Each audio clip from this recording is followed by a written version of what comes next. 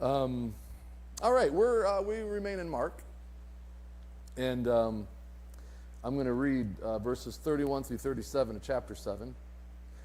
And of course, this is the gospel according to Mark. This is a lot of the experiences of Jesus and the disciples. And in this one, this is an interesting one that Mark talks about. So let's read it together here. Starting verse 31, it says, Jesus left Tyre and went up to Sidon before going back to the Sea of Galilee in the region of the 10 towns. A deaf man with a speech impediment was brought to him, and the people begged Jesus to lay his hands on the man to heal him. So Jesus led him away from the crowd so they could be alone. He put his fingers in the man's ear. Then, spitting on his own fingers, he touched the man's tongue. And looking up to heaven, he sighed and said, Epaphatha, which simply means be opened.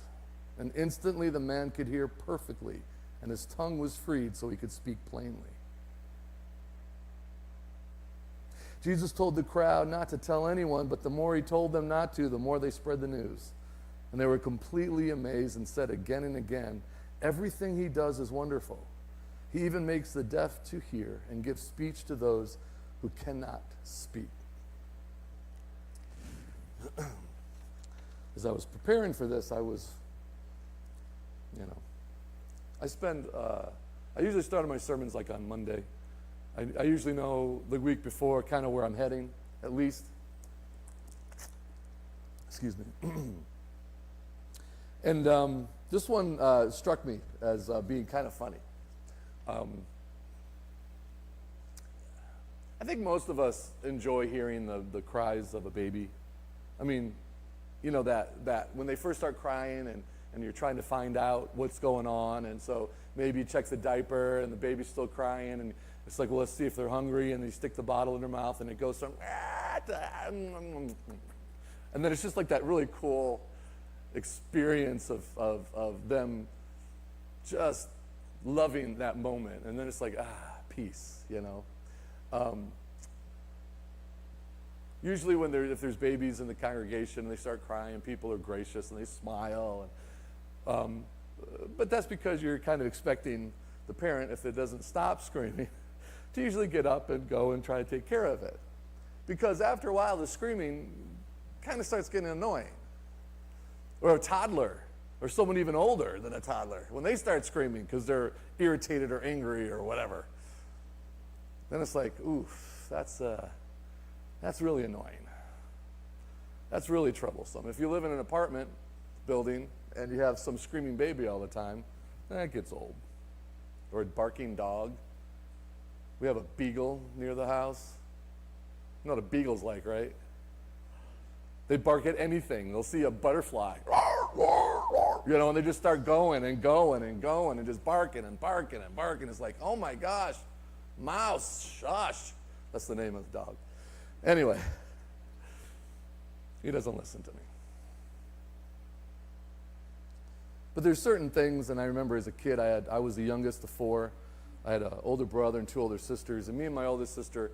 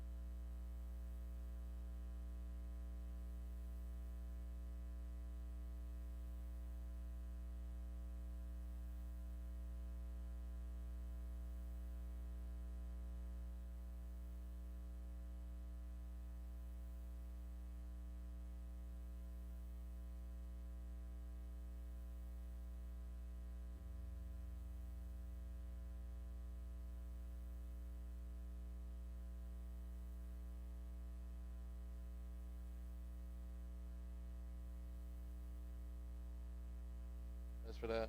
Do. Ah, there we go. All right, so now people can hear me online. All right. Sorry about the confusion there. So, anyway, see, this was all planned. It's part of the sermon. I'm joking. All right. So anyway, me and my sister, I used to drive her crazy because I made a lot of noise. You know, little boys, our vocabularies aren't so great when we're just young, so we make a lot of noise. We grunt, we scream, you know, we do that. That's what boys do, and some girls do it too. Megan's had a few rants when she was young. And you know, sometimes it's cute, but most of the time it's just kind of annoying. And you're trying to get across something, and people aren't necessarily hearing you or understanding you, and it gets frustrating. And so here's this man who's deaf, and you know, most people who are hearing impaired, they have a problem talking because you can't hear yourself, evidently. I've never been hearing impaired, but I guess there's something about being able to hear yourself speak that gives you the ability to enunciate and all that kind of stuff. So people always, typically will have a little bit of an issue with that as well, and they have to be kind of trained how to speak better so people can communicate. This guy in this situation had something even evidently worse. And maybe he was not able to really speak at all, and so he would grunt and make different noises trying to get people's attention. And it's really interesting because it says his family begged Jesus to heal him. You know, they're like, please heal this guy. He's poor guy, can't communicate very well, and he just makes noise all the time. Trying so hard to get what he needs or what he wants. And even his family, you know, we love our family, but our family we can be the most critical with because we're the closest to them. So what does Jesus do? He takes them aside in the private. Privacy of no one seeing it. Now the guy can obviously see, so he indicates that he sticks his finger in his ear. Then the guy can see him, and he's like, spits on it, and he's like, you know, stick out your tongue, and he's kind of like, I'd be like, gross. And he's like, nah, stick it out, come on, come on. And he lips something, he lips something, and then pop, he can hear. And not only can he hear, he can speak clearly. Without any lessons, without anything, and he walks back into the crowd, and the crowd's like, what? And he's like, no, guys, don't tell anybody. And they're like, oh yeah, no problem. Oh my gosh, because he's talking like crazy. You ever have kids that took a little while to learn how to talk? They're the ones who can't stop, right? And they're just talk.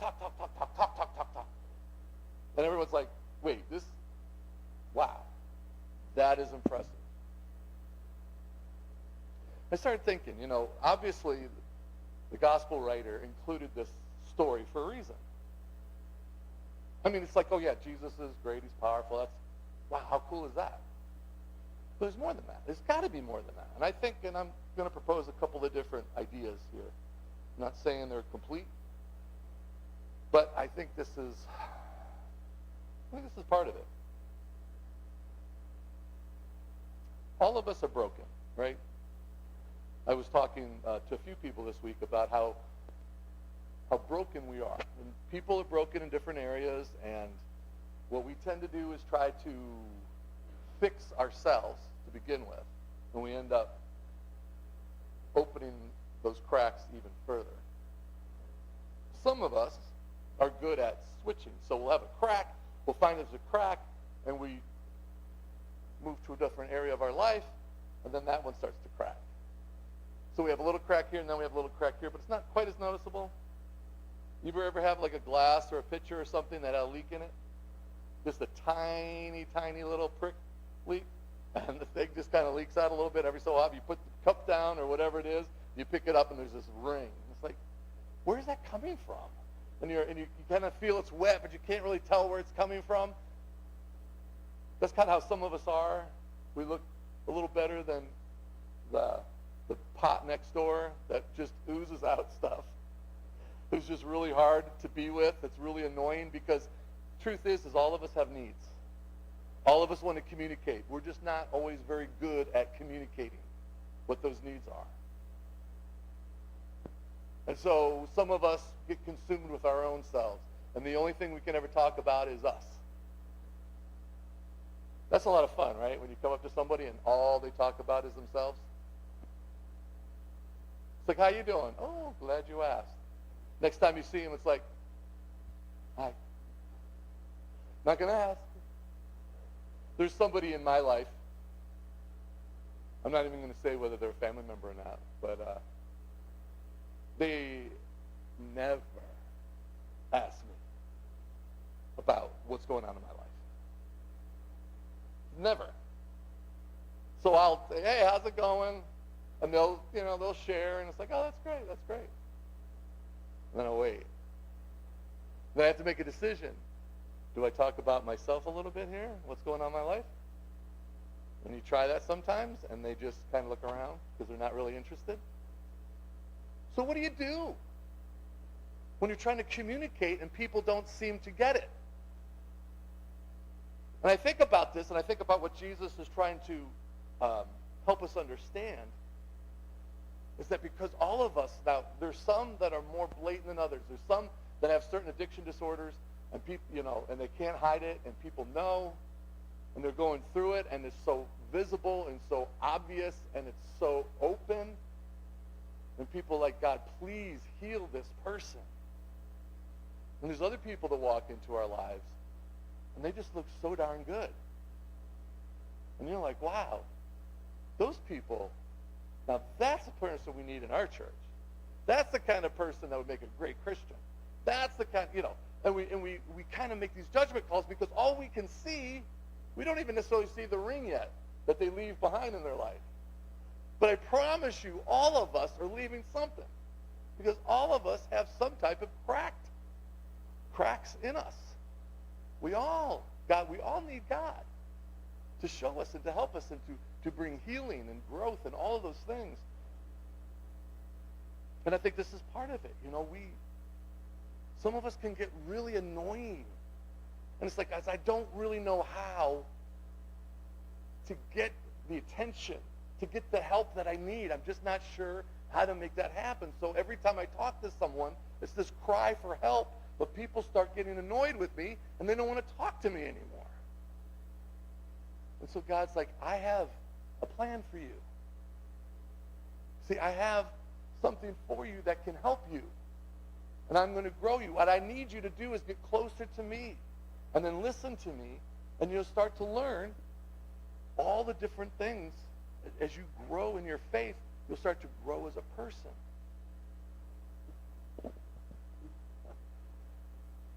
Obviously, my job, I talk to people all the time. I talk to people with different issues. I was talking to someone the other day, just this week, and they were saying how that they had this really bad experience. And they were pretty near homeless. But that is exactly what they needed. For God, it's like He kind of popped them upside the head once. And said, wake up, man. Wake up. So we have these things in our lives, all of us, this brokenness. Some of us are just beginning to learn what that is, and some of us have absolutely no clue what's going on and why we're so broken. And some of us have tried therapy, some of us have tried counseling, some of us have even tried Jesus. And it feels like nothing seems to work. And I think part of what Jesus is trying to help us understand is you don't try. You just be in relationship with Him. You just walk with Him. You start to talk with Him. You start to read Scripture. You start to do the things that we need to do in order to get closer to God, which is very difficult because none of us have any clue.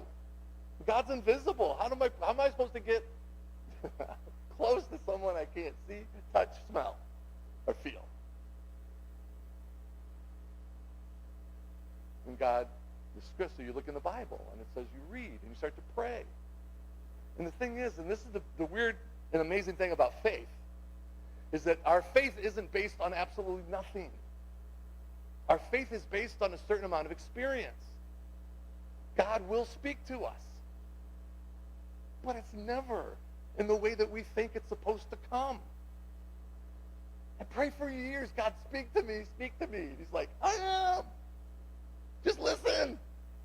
You've heard that story of the guy out in the water. He's drowning. He's like, God, save me, save me. So as someone comes by in a boat, little dinghy, throws him out, one of those lifesavers. He's like, oh, no, I'm waiting for God, you know. Guy runs by, someone else comes by. 3 or 4 people come by with different instruments of salvation, and he says no because he's waiting for God, and the guy drowns. He's like, God, what happened? And he's like, I sent you 4 things. 4 ways to escape death, and you took none of them. Because we expect God to do something like, the skies part, the sun shines. And it's like, Michael, it's like the Noah experience, you know? I want to hear well, I don't know if I really want to hear God say that or not. That might freak me out a little bit. But as I pray about something, and there's that little nudge, there's that little and how many times I've ignored that little nudge, that thought that pops into my head. I saw someone the other day, haven't seen them in years. And I am really bad with names. Really bad with names. And I was just like, hey, and I shook their hand, and their name rolled off my tongue, and I'll say supernaturally, because I had no idea. I could not remember that person's name for the life of me. And then I just said their name. And they're like, oh, you remembered my name. And I'm like, absolutely. You were an amazing person. Of course I remembered your name. Thank you, Jesus. It was just this weird thing, right? I mean, honestly, it was just, it just came to me. And I was like, wow, that had to be a God thing. I'm up here taking prayer requests. I can't remember you guys' names. It's just like I'm blank. And I'll be like, yeah, you with the glasses, nice smile. Megan, yeah, my daughter. You know, it's like, it's amazing how often I'll forget things. It's just weird. But God says, listen, I'm listening to you. I'm moving. I'm working. And you can get to know me, and the healing that you need, I am going to provide, but it's not necessarily the way that you think it's supposed to happen. I have a plan and a purpose for everything. So you have to trust me. And that trust, how often, let me ask some of you ladies this. How often will you listen to somebody you don't know about a particular product, and if you're married, or you have a significant other, if those people in your life, and maybe it's a brother, I don't know, but they tell you something and you're like, whatever. And then a stranger, completely stranger says, oh, this, and you're like, oh, okay. How many of you believe a stranger over? No one's going to admit that, right?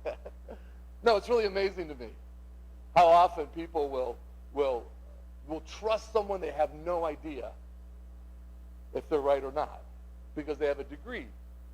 How many times we go in the doctor and we ask them a question about something, and everything we take, well, they got to know they're a doctor. And today you got to really, really be a proponent for yourself, right, when you go in to see somebody. Do your own research. Find out things so you can ask the right questions. But all of us have to build trust. We have to gain trust. We have to prove ourselves. And God says, I will prove to you that I'm trustworthy. I will prove to you that you can trust me. So start walking with me. Start praying. Start talking to me. Don't think that I'm just some cosmic genie up there, that every time you ask me something, I'm just going to give it to you. But understand that in relationship with you, I enjoy giving good things to you. I want to give good things to you. So walk with me.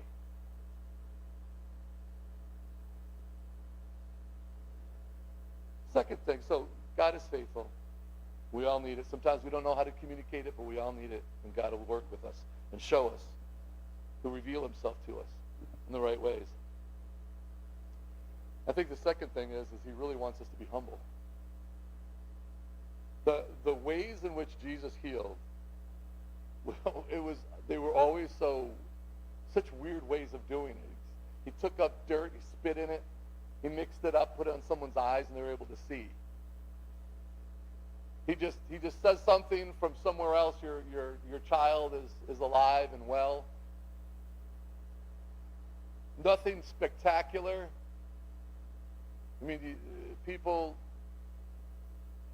so subtle, so weird, and it's like just this beautiful humility. Last week we talked about this woman whose child had an unclean spirit, and she comes to him, and he's like, "Why would I want to feed the dogs when I haven't fed my children yet?" He basically called her a dog. And then she just, with humility, said, "But at least the dogs get to eat the scraps from the children's table." And he had this big smile on his face. He's like, "Wow, well said.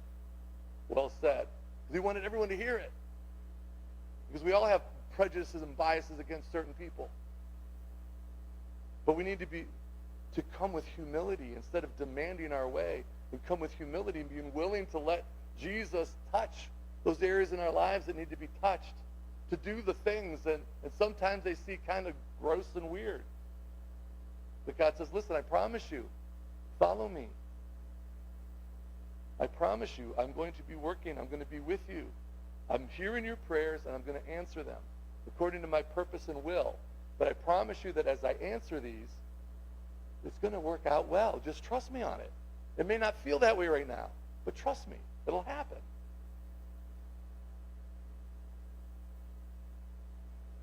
And sometimes, lastly, I think, not only does he want us to be humble, but he wants us to understand that even though we seem to have, and some of us feel like we have, very few gifts and abilities, that he uses each one of us. All of us have this gift. If we're part of the family, he's given to us a gift that is used for the body of Christ. And each one of us, no matter how, maybe sometimes we just really struggle with this idea that I have a gift. Some of us, we know our gifts and we're really good with our gifts and we work hard with our gifts. And others of us have no idea what our gifts are. Have no idea. You say, "I've got a gift," great. It's just sitting there unopened because I don't know what's inside. I don't know. The only way you're going to know is by working. Is by going out there and doing things. Mixing up, saying, "God, show me where my gifts are." Help, whether it comes to in the church or outside the church, wherever. God's given us a gift, and we're supposed to share that gift.